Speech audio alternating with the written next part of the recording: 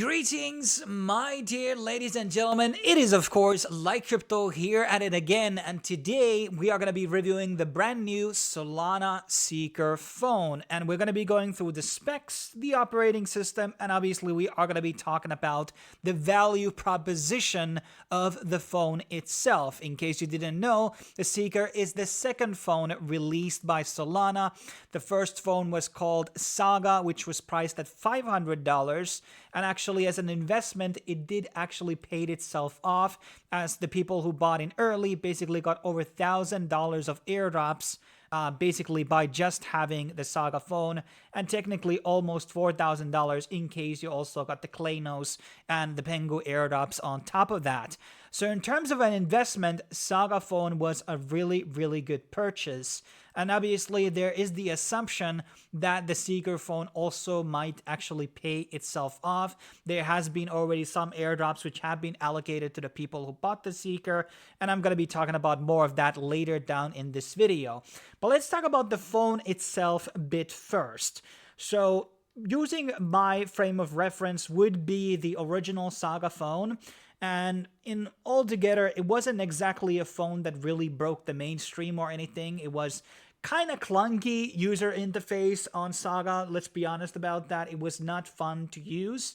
And also as a phone, it was pretty heavy. I'm not gonna lie. And I mean, the new Seeker phone is also a bit heavy, but it's not heavy as the actual Saga phone based on my overall feel of trying them out. So I definitely felt like the weight of the Seeker phone is a lot more lighter contrasted to Saga, and also the user interface and the overall UX has been vastly improved from the Saga phone. So definitely we are looking more of a superior product on basically the same price at $500. As of right now. And obviously there are a multitude of different features which didn't exist in the Saga phone. We could say that the Saga phone was a bit of like a trial attempt at, releasing a phone of sorts and seeing basically how it will be turning out. Now, there are a couple of different things about the Seeker phone which I want to talk about that make it unique. Obviously, in terms of when we get into the specs, there's definitely going to be like phones from, Huawei or Samsung, which have the same specs and probably are going to be priced at a lower sum. So when you are buying this, you have to kind of also view it as an investment, because if you believe that you're going to be getting a lot of airdrops, there's a very high possibility that you are going to be making your money back from this, or at least it will be at that point where after the airdrops are counted in, the actual valuation of the phone is better than buying an actual Samsung or Apple or whatever phones that you're considering to buy. So first and foremost, there are a couple of different new features that are actually added in to the Seeker phone. So first and foremost, when you are going to be actually enacting your account, you're going to be getting a Seeker Genesis token. That was very similar to what they had on Saga. So by having that Genesis token is probably going to be getting you a lot of airdrops in the future. There's also going to be the own token known as SKR, which is the Seeker token, and that will go directly to the builders and the users. So we are obviously assuming that two things. There's going to be a flat airdrop to all buyers of the phone. And then secondly, there is going to be a form of some types of ongoing rewards on the phone by using different types of applications, which are going to be getting you Seeker token rewards. So they're probably going to be planning to give the users of the phone actual more rewards as you're going to be using and testing out different types of apps. You're also going to be getting your own Seeker ID, and that Seeker ID is basically, name service wallet. So instead of remembering a Solana wallet, now I can just have, like, I have actually reserved Light SKR. So now you don't need to know my address. You can just send me money at light.skr, and I will be receiving the money. So that's a very useful tool, and that is actually 100% free to do in the phone. There's also Vault Wallet, and this is the interesting thing about it is that usually the phones will have fingerprinting, which is on the back of the phone or it's on the touchscreen. Here, it's actually on the power button. And that's basically how you're using the fingerprinting. It's basically on this part of the phone. And that is very interesting. I have not seen that before, and to me that was a very interesting design choice. And I actually kind of like it, because you can map multiple fingers on it in case somebody happens to chop your hand off. You still have another hand which can be used. So that's very, very nice thing to do as an addition on the Vault Wallet. And this Vault Wallet was built by the Solflare team, and the Solflare was very involved with the encryption and the wallet building on the actual mobile device. Now let's look into a bit of the specs of the phone. So first and foremost, right now, in case it wasn't clear, you can still buy the phone. I'm going to leave the links down below in the description where you can order it.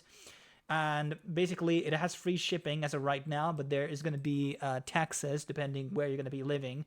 I believe mine was shipped from Europe, so I didn't pay any of the taxes on importing the actual phone, so that was pretty good. And so once again, let's talk about a bit of the specs here. So first of all, we already kind of discussed the seed vault. Then there's the Seeker ID, and this is going to be a digital passport. I don't know if they're going to be doing something like Helium, where they're going to be doing something of their own mobile network in the future. Who knows? And as what I said already earlier, can be used as your name to basically send out money really easily, and also can be used as a proof of authenticity for developers and high-value users altogether. There's the dApp store. We're going to be talking about that a bit later on. We already kind of discussed those. So here are the specs. So first of all, there are 3 cameras. We have ultra-wide camera, we have telephoto, and then we have OS main. Now, I'm not a camera guy, and I record my screen, most of my work when I do in YouTube, so I'm not the person to really comment on those cameras. You might want to consult actual expert in case you really like filming and taking pictures with your camera and all that type of stuff. So I'm not the person to really give you a good input on that. It seems to be a pretty decent camera. I remember that the Saga phone was pretty much shitted on for kind of having a bad cameras. That's what I got, at least what I remember. Then we have the processor. We have an octa-core. Once again, I'm not very familiar with gaming on phones, but I'm assuming that it can run a lot of Web3 gaming, and I think there's going to be a lot of games which are going to be eventually building around the Seeker phone. We have 8 gigs of RAM of memory. That's pretty good. We have storage at 128 gigs. I think that was, we had 64, I believe, on the Saga phone. I think that's decent. It's not most competitive at the storage. I think a lot of the new phones maybe have a half a terabyte or something like that. So that's not a lot, but obviously you can import more, storage inside of it. Then there's display, and this is on 460 dpi and 120 hertz. So I think the Saga phone was at 60 hertz or 30 hertz. So that was kind of slow feel vibe, and this is actually really, really good. It feels intuitive, it feels fast, and overall just the feeling of the interface and how fast it reacts and opens applications is really good. I'm liking that experience, but more about that later. And then we obviously have the seat fold, which is the power button, fingerprinting, the battery. I think this is pretty standard. There's also wireless charging option available, and these are the dimensions of the phone. I think it's a bit smaller. It's less taller than the actual Saga phone, so it's also a bit smaller. Bluetooth is supported, Wi-Fi, 1 nano SIM and 1 eSIM slot, and 5G support as well. So that's basically for the specs. Now let's talk about a bit of the interface, a bit inside the actual application. So I already said it's pretty fast. Now it comes out with the inbuilt wallet. In the wallet, obviously, you are going to be creating your own Solana wallet, which is going to be having that SKR handle, and that's pretty neat. It doesn't seem like you can actually import new wallets inside to the thing, so you can create inside the actual. So let's say you have a Phantom wallet, or the wallet that you basically used to buy the Seeker phone. You're not apparently, I don't think you have the ability to actually add additional wallets. Obviously, you can just download Phantom or Solflare or other type of wallet and import those seed phrases and private keys onto those. It has the staking feature, it has NFT viewer, which is good, and it does seem to support all the tokens whatsoever, and it also has an inbuilt swap. I have no idea what swapping system it's using. Is it Orca, is it Jupiter, or something like that? It has an activity tab, which is decent. It doesn't tell absolutely everything about the transactions on the feed, but I think it does enough. It's kind of always been a bit of a like that with the Solana TXDs. They're kind of really hard to read, in my opinion. And then there's also a market tab, which goes into, showing you different type of stuff.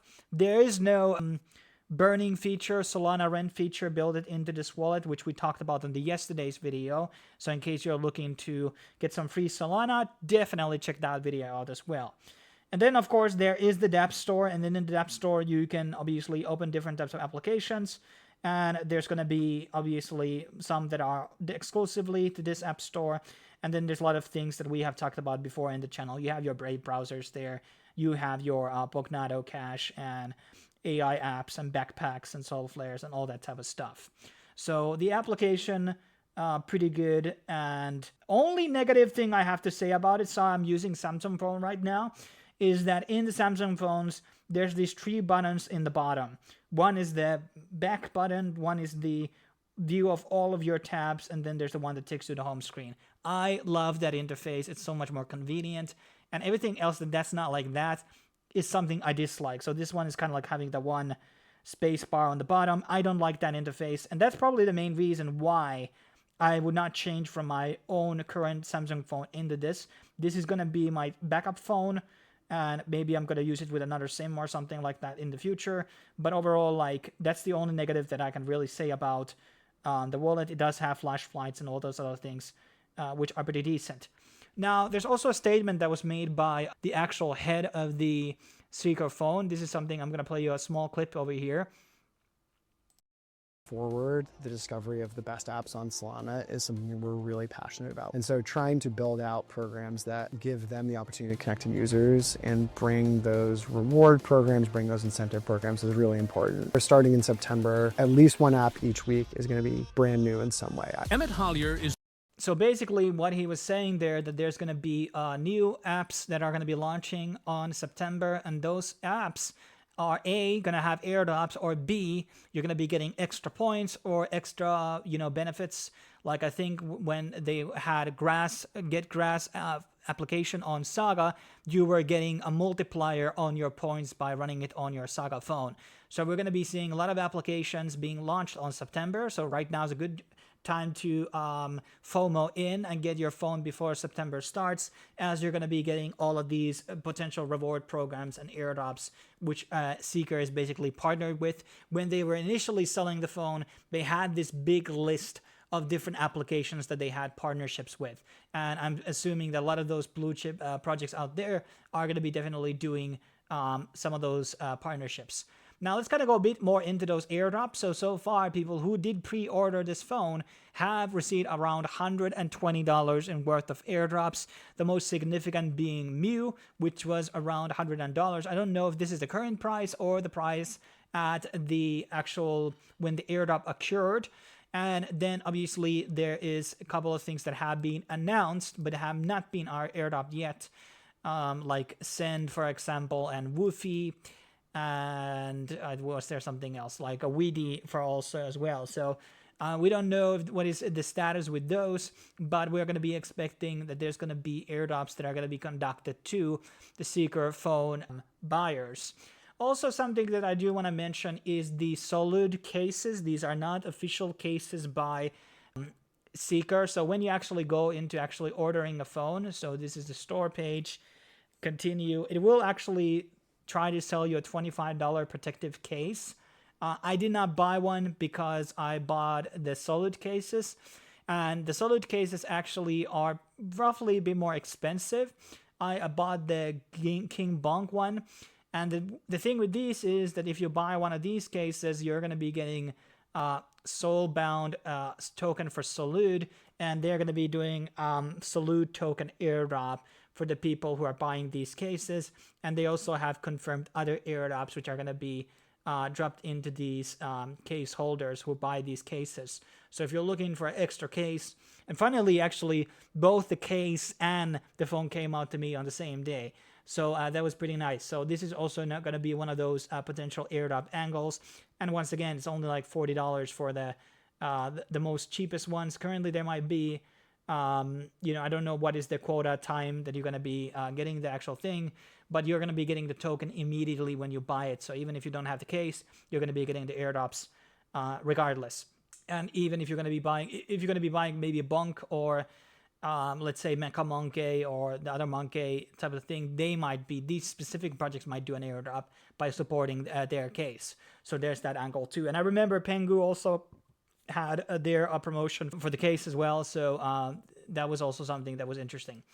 But that basically wraps up my thoughts about the Seeker phone. So altogether, I think it's a bit more heavier phone than a lot of my average ones. Obviously, the case is kind of heavy. I gotta admit that.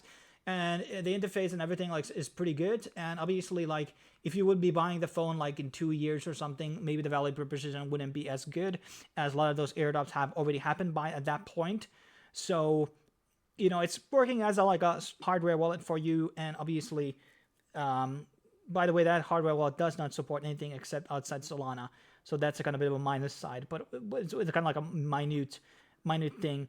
But overall, I think it's good value purchase, even if you're going to be doing it right now. But as more time goes on, especially post-September, I think there's going to be less promotions happening on the Seeker phone. So it's going to be becoming less good of an investment as more time goes on. But already we have made $120 roughly in terms of the airdrop. So over 1/5 of the phone's valuation has already been paid to us. And obviously we have the phone itself, which is definitely a high quality phone that has most of the modern features you would expect from a phone. So there's that. But thanks for watching, guys. Stay tuned for more reviews on the channel. We obviously have the Solana Play coming out and also the Sui Play coming out. So a lot of these devices are dropping in, and there's going to be a lot of deep in apps and things like that, which we have to cover obviously in the future of the channel. But thanks for watching, guys. I will be seeing you in the next video when that will be dropping out. Cheers.